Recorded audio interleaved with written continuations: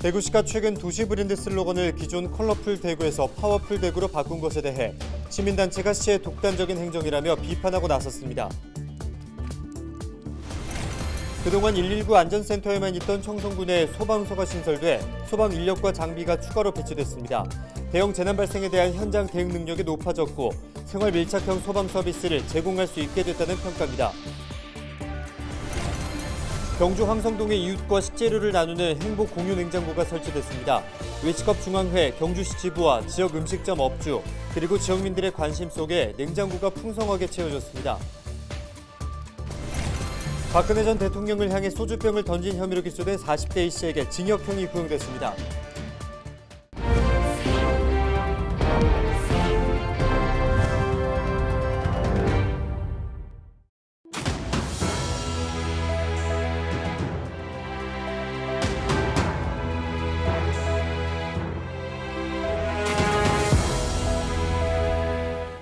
여러분 안녕하십니까? 헬로TV 대구 경북 뉴스입니다. 대구시가 최근 도시 브랜드 슬로건을 기존 컬러풀 대구에서 파워풀 대구로 바꾼 것에 대해 시민단체가 시의 독단적인 행정이라며 비판하고 나섰습니다. 대구경실련은 대구의 정체성과 자긍심을 담은 도시 브랜드 슬로건을 바꾸는 과정에서 관련 조례 개정이나 폐지에 대한 논의가 없었을 뿐 아니라 시민들의 동의를 구하는 절차도 없었다고 지적했습니다. 또 대구시의회의 자치입법권을 부정하는 것이라며 대구시의 조례 위반과 독단적인 행정에 대해 시의회가 강력히 대응해야 한다고 강조했습니다. 박근혜 전 대통령을 향해 소주병을 던진 혐의로 기소된 40대 A씨에게 징역형이 구형됐습니다. 대구지검 서부지청은 5일 대구지법 서부지원 형사 1부 심리로 열린 A씨에 대한 결심 공판에서 피고인이 진술을 번복해 주장의 신빙성이 없고 반성하지 않고 있다며 징역 3년을 구형했습니다. A씨는 지난 3월 24일 박 전 대통령이 달성군에 사죄에 도착해 인사말을 할 때 박 전 대통령이 있는 쪽으로 소주병을 던진 혐의를 받고 있습니다. 네, 청송에도 소방서가 신설돼 소방 인력과 장비가 추가로 배치됩니다. 그동안 대형 재난이 발생하면 멀리 떨어진 안동 소방서에서 인력이 투입돼 어려움이 많았는데요. 앞으로 각종 재난에 보다 신속하게 대응할 수 있을 것으로 기대됩니다. 이하영 기자가 보도합니다. 청송읍 금곡리에 새로 건립된 청송소방서. 이달 18일부터 소방 공무원이 정식으로 배치돼 본격적인 업무를 시작합니다. 그동안 40km나 떨어진 안동 소방서가 각종 재난 업무를 관할해 왔는데 앞으로는 직접 지휘합니다. 첫째, 재난 현장 컨트롤 타워 구축으로 골든타임 확보 및 현장 대응 능력이 크게 향상되었습니다. 둘째, 군민 가까이에서 소방민원, 안전교육, 생활안전구조 등 생활 밀착형 소방안전 서비스를 제공하게 됩니다.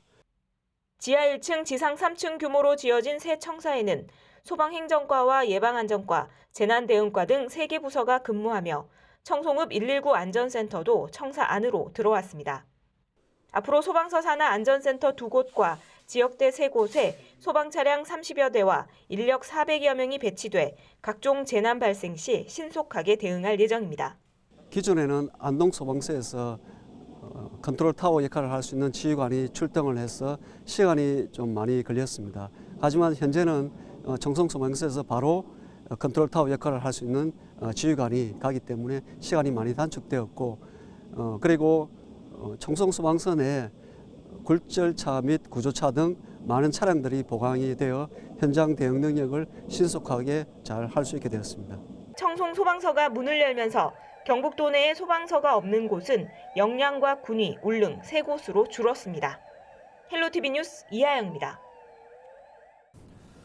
경주시 황성동 행정복지센터에 이웃 사랑을 담은 행복 공유 냉장고가 설치돼 화제입니다. 생활 형편이 어려운 이웃을 위해 음식을 기부하는 공유의 장이 되고 있는데요. 경주 곳곳으로 이웃사랑 공유 문화가 확산하고 있습니다. 신병균 기자가 전해드립니다. 경주시 황성동 행정복지센터 입구, 행복 공유 냉장고에 다양한 음식 재료와 먹거리가 가득합니다. 행복 공유 냉장고는 음식을 나눌 사람과 필요한 사람 누구나 넣고 가져갈 수 있는 공간입니다. 지역의 생활 형편이 어려운 이웃을 위한 것으로 경주 지역 음식점 운영자들의 모임인 식무회 회원들의 제안으로 설치되었습니다. 물품이 필요한 주민은 하루에 1개의 음식물만 가져갈 수 있습니다. 우리가 냉장고를 하나 준비를 하자. 그래서 동사무소에 각각 배치를 하게 되면 그 어려우신 분들이 하루에 한 끼라도 드실 수 있게 그런 우리가 취지로 이렇게 시작을 하게 된 모임입니다. 한국외식업중앙회 경주시 지부가 참여하고 시민들의 기부가 이어지면서 과일과 채소, 라면과 즉석밥 등으로 물품이 더욱 풍성해지고 있습니다. 2호점, 3호점 그리고 계속해서 쭉쭉 나가서 저희 혼자 힘으로는 못해요. 많은 분들이 도와주시고 같이 공유해 주시면은 이게 행복한 경주가 되지 않겠습니까? 행정복지센터를 이용하는 주민들과 공무원들도 훈훈한 나눔을 반기고 있습니다. 예, 우리 저소득층들은 실제적으로 하루에 한 끼도 못 먹으시는 분들도 계세요. 국을 하나 가져가든지 이렇게 해서 자기네들이 집에서 조리를 해 먹음으로 말미암아 우리 경주가 그리고 우리 황성동이 살기 좋은 곳이라는 것을 그분 스스로 느끼고 또한 감사하는 마음으로. 경주시는 다른 지역으로 행복 공유 냉장고 설치를 확대하는 등 민관이 협력해 복지 안전망을 구축하고 이웃사랑 공유 문화를 확산해 나갈 계획입니다. 헬로티비 뉴스 신병균입니다. 민선 8기 대구시가 산하위원회에 대한 대대적인 정비에 착수했습니다. 현재 대구시에 설치된 위원회는 모두 199개입니다. 대구시는 법령 등에서 반드시 설치하도록 한 100개를 제외한 99개 위원회 중 회의 개최 실적이 저조하거나 부서 자체 계획으로 위원회 기능을 대체한 51개에 대해 우선 통합 또는 폐지한다는 계획입니다. 또 조례에 위원회를 두도록 하는 강행 규정이 있는 경우 조례를 개정한 뒤 정비할 방침이라고 밝혔습니다. 예천박물관이 보물 만국전도 1점과 고전적 백열 6점을 기탁받았습니다. 만국전도는 국내 현존하는 서양식 세계지도 가운데 가장 이른 시기에 제작된 것으로 예천 용문면 출신의 돈우당 박정설 선생이 한문판 세계지리서 직방회계에 실린 만국전도를 1661년에 채색 필사해 만든 지도입니다. 1993년에 도난을 당한 후 2018년 경찰과 문화재청 사범단속팀의 공조로 회수해 국립문화재연구원 보존과학센터에서 보관하고 있었습니다. 예천박물관은 오는 10월 만국전도를 시민들에게 선보이겠다는 계획입니다. 한편 고전적은 문학, 역사, 의학 등 다양한 주제를 담고 있는 금속활자 간행본으로 함양박씨 미산고택 현 소유주 박재문 씨로부터 기탁받았습니다.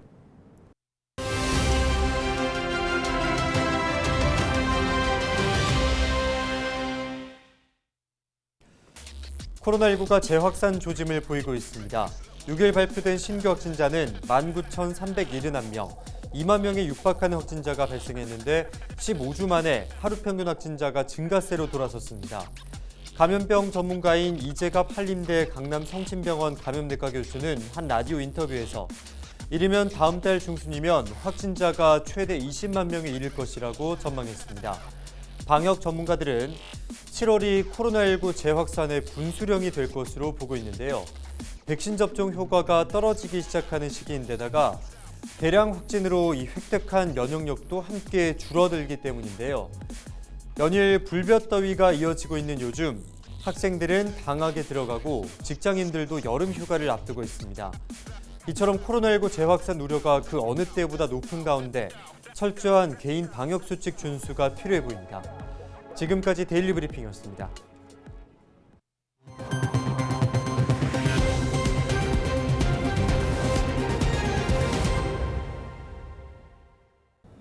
장마철 가장 우려되는 것 중에 하나가 바로 침수 피해입니다.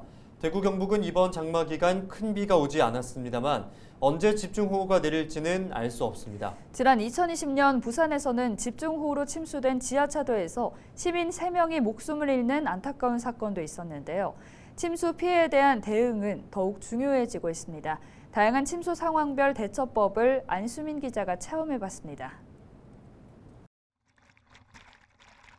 집중호우로 급류가 쏟아지는 계단. 빠른 물살 때문에 가만히 서서 중심을 잡는 것도 쉽지 않습니다. 지하철 등에서 이런 상황을 맞닥뜨릴 수 있는데 물의 수위가 무릎 아래라면 당황하지 말고 탈출을 시도하면 됩니다. 단 이동할 때는 난간을 꽉 잡아야 합니다. 정강이 정도까지만 물이 찬다고 하더라도 손잡이나 이런 안전장치 없이는 물을 거슬러 올라가기 힘듭니다. 안전장치가 있어서 물을 거슬러 올라갈 수 있다면 운동화로 안전하게 물을 거슬러 올라가는 게 좋습니다. 침수된 지하 공간에 갇힌 상황. 학생들이 온 힘을 다해 문을 밀어보지만 잘 열리지 않습니다. 성인들도 문 바깥 공간의 수심이 50cm 이상, 무릎 높이까지만 올라와도 혼자서 탈출하기 어렵습니다. 문이 잘 열리지 않을 때는 외부 수위를 낮춰야 하는데 문에 반복적으로 충격을 가해 문틈으로 물이 들어오도록 하면 됩니다. 무엇보다 중요한 것은 물이 차오르기 전 신속한 대피입니다. 차량이 침수됐을 때 어떻게 대응할 수 있는지 저도 직접 체험해 보겠습니다. 내리막길을 따라 내려간 차가 물에 빠집니다. 네, 지금 차 안으로 점점 물이 차오르고 있습니다. 힘껏 문을 열어봤지만 잘 열리지 않습니다.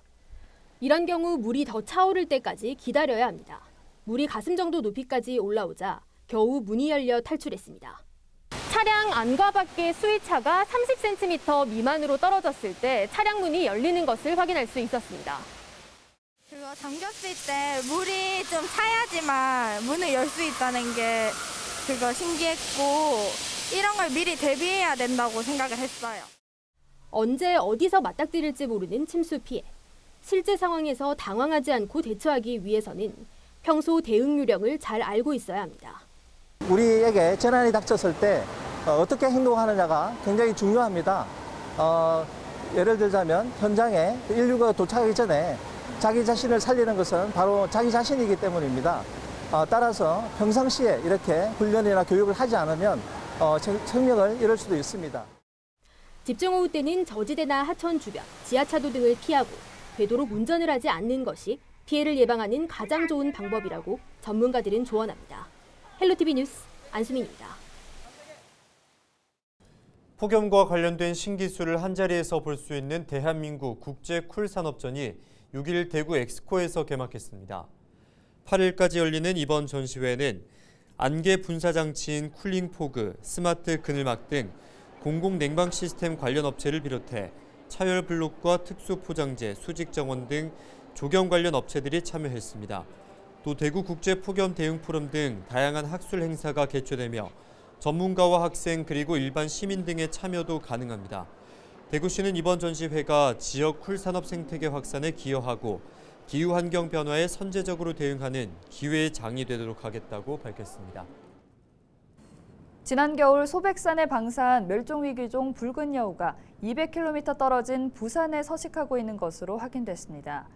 환경부와 국립공원공단은 지난해 12월 영주시 단산면 소백산 일원에 방사한 여우 한 마리가 올해 5월 부산의 한 야산에 도착해 한 달 넘게 살고 있다고 밝혔습니다. 환경부는 위치 추적 장치와 무인 감지 카메라 등으로 여우를 실시간으로 관찰한 뒤 필요한 경우 다른 곳에 방사하는 등 개체 관리 방안을 마련할 계획입니다.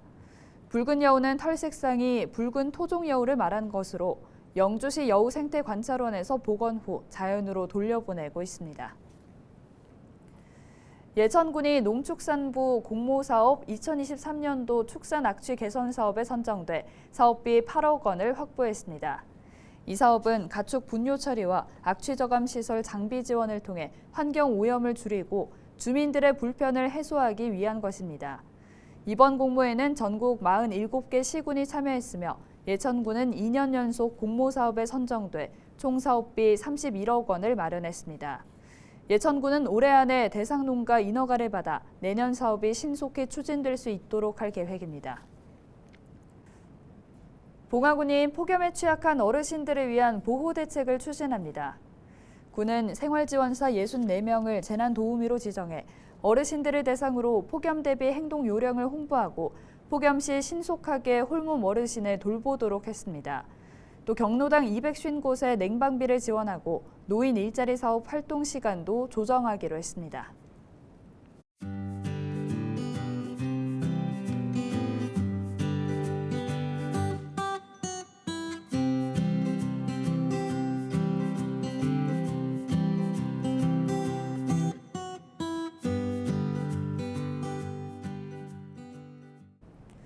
이상으로 뉴스를 마칩니다. 함께해 주신 여러분 고맙습니다.